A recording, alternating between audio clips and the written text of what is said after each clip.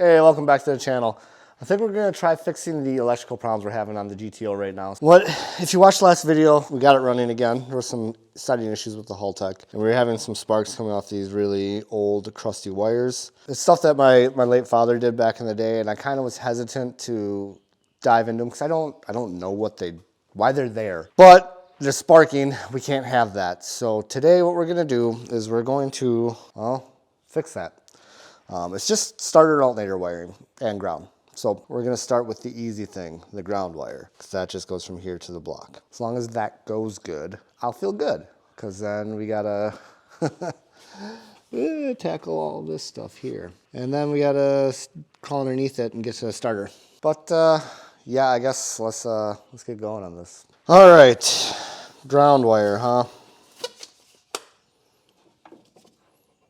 Yeah, so these are all very, very, very old wiring, and like I said, I just kind of, I don't know, not motivated to do it, but, you know, considering that my dad did it again, like, yeah, we'll figure it out.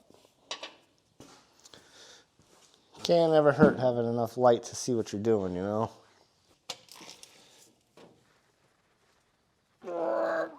Oh, that's not good.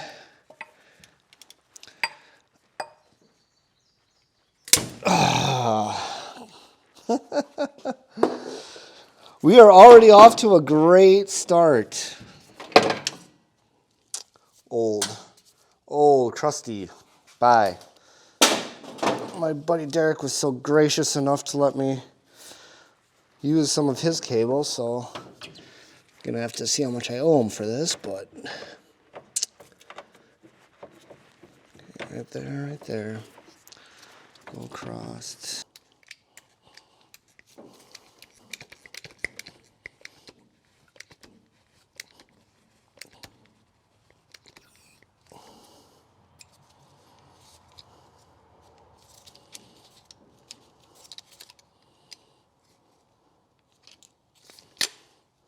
So if you've ever watched people put battery cable ends on like this, sometimes you'll see them heat them up and fill them up with solder and everything like that, which I've done before, and it works. It's kind of an old school thing to do, but solder is fine and dandy in certain applications, but anything that's going to have high vibrations, over time solder will break. So I really avoid against that as much as possible, especially on like race cars and stuff. Perfect. Now let's add some sheathing. This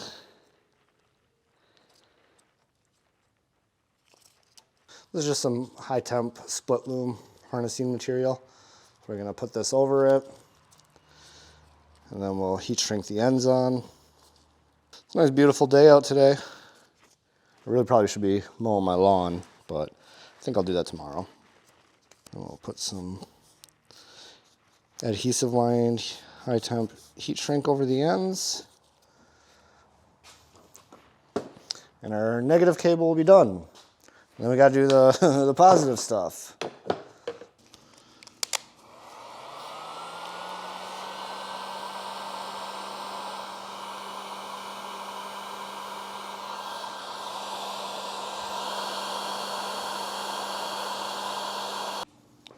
Ground cable is done.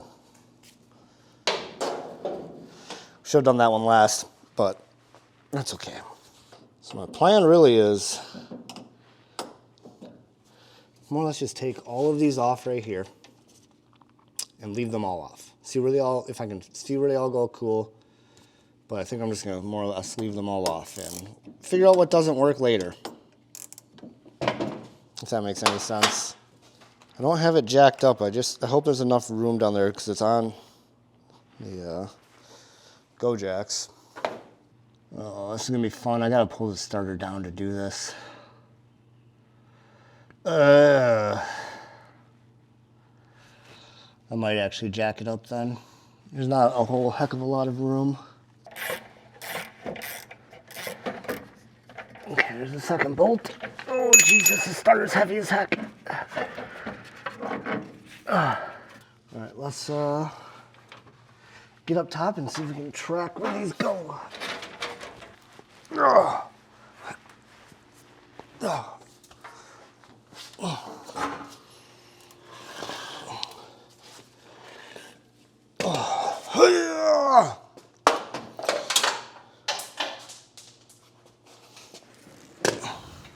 This is a heavy starter.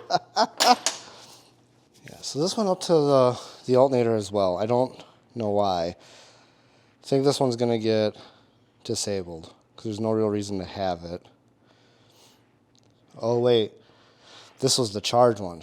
Okay, so that's how he did it. I think what I'm gonna do though is I think I'm gonna go to the alternator and then down to the battery or to the starter. That's less overall wiring, I think. I almost kind of want to take this to the parts store and have them test it. Because when I was down there trying to get this one loose, it was spinning inside the case here, which I'm wondering if that caused the contact to break. I think I'm going to do that. I'm going to leave the video right here. I think I'm going to take this to the parts store and get tested. Well, not the video. I'm going to stop right now, and we'll pick back up once I get back. This is the starter. Tests good, and I think I know how I'm going to wire it. So before, we had power coming off the battery here, going down to the starter, and then up to the alternator. That's fine and dandy. I don't want to do it this way, because that's a lot of big gauge wire kind of coming through this area. So I'm going to come from the battery here. I'm going to go down to the starter. Cool, that's going to power the starter. Then I'm just going to come from the battery to the alternator. That way it's on its own dedicated thing. I don't really have to worry about, I'm worried that that's going to be a little bit too much amps when the starter is on for that little pin right there. So yeah, that's how I'm going to do it. I like the way that's going to work. It might not be the cleanest wiring, but you know, we can also change stuff later. And all the wires that were on that, I'm going to wrap them up and put them in some protective sleeving and everything, because I don't know what they go to, and it ran before, so we're just going to make them protected. That way they don't have any arcing issues, and we'll hopefully have this thing up and running here in a little bit. Let's get going. I think the first thing I'm going to do is get down there and get the starter hooked back up. We'll probably run the cable on the starter and run it up this way. That way we know how much length we need. So I'm going to put an end on one of the cables and feed it down there. So first thing we're going to do is kind of route the wire down. We're not going to cut it or anything until after we have it hooked up loosely on the starter. I'm going to just kind of put it on the end. That way we have the length, but I'm going to take it out so we can actually like heat sheath it as well. All right, that's good down here for right now.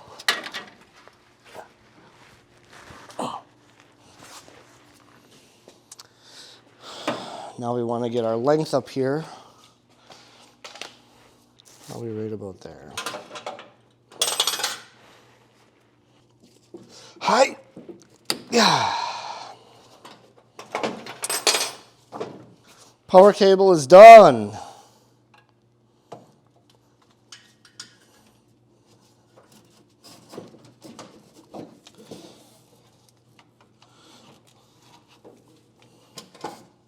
Okay, put that down there. And what we'll do is I'm gonna take the heat sleeving down with me, because I want to get all the other connections right here. I also think I can probably do that up here though. Cut and splice, because there's like 2 or 3 wires going into eyelets down there. Well, if we can splice all those wires into one eyelet, why wouldn't we? I think I'm gonna get the starter up in place first.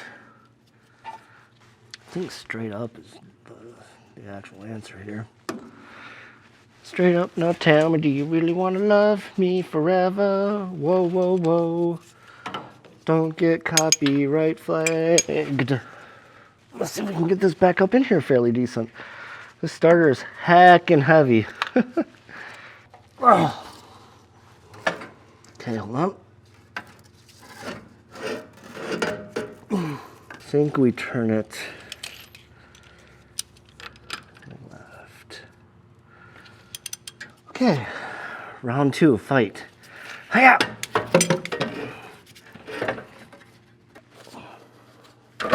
Oh my God, I almost just dropped that starter on my face. You know what? I'm gonna have to do it the other way, I think. Oh cool, I just got sweat all over my glasses.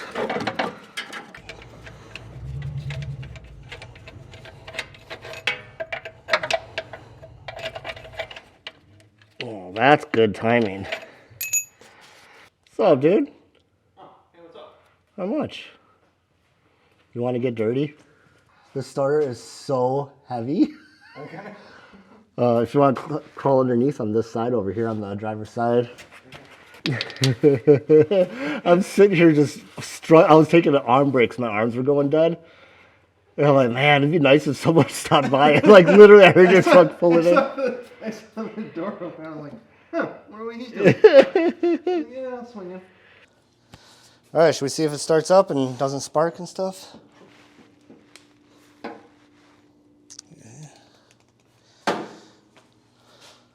Power, ground. Okay. All right, you ready? Yep. No sparks.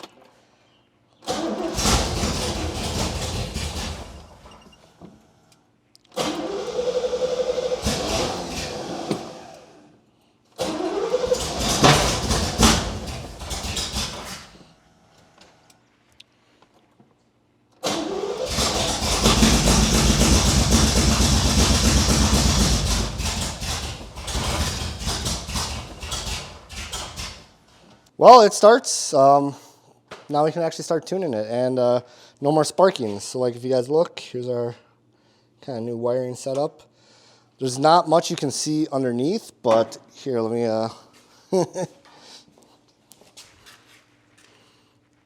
that's what was on there. Really, really old wires that honestly should have been replaced a long time ago, but they're good to go now. Well, that's where we're going to leave this episode. Probably next one we're going to be working on tuning. So if you're looking forward to more tuning stuff, stick around. And if you are on mobile, hit that hype button. And we'll see you guys next time.